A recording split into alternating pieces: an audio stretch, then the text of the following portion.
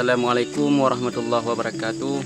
Desa Alutho merupakan desa terpencil di Kecamatan Krungsabe, Kabupaten Aceh Jaya dengan jumlah penduduk 335 jiwa. Sebagian besar masyarakat bekerja sebagai petani, kebun dan sawah.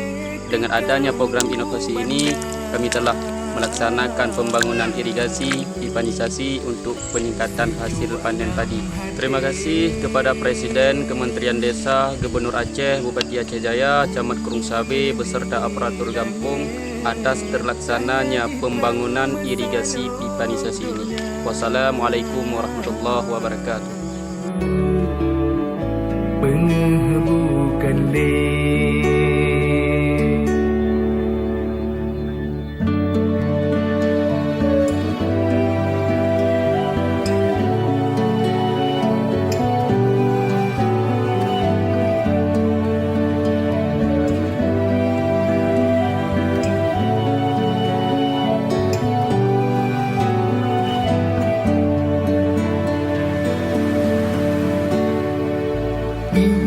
pasang surut angin di pot gede kena susah dalam hati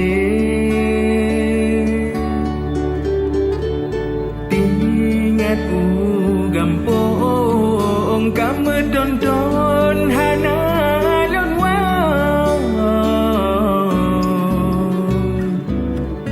rihun ditekan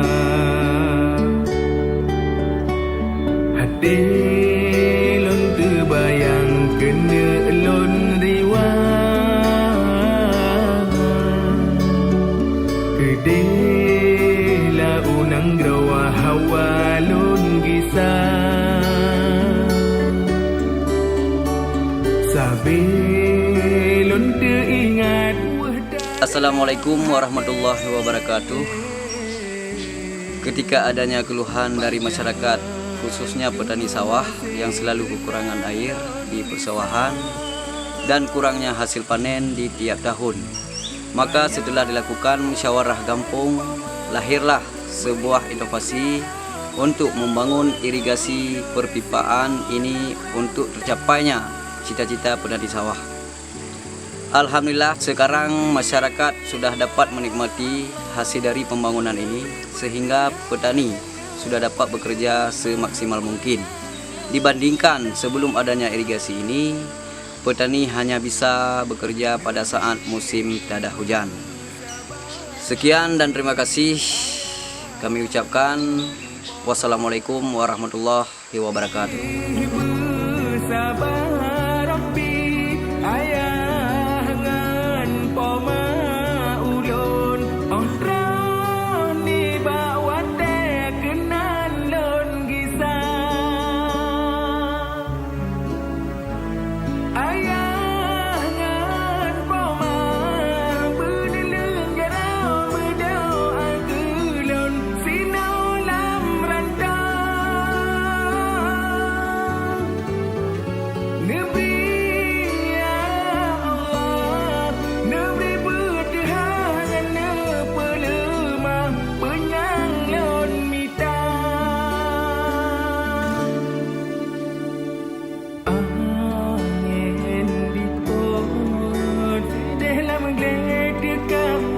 Banda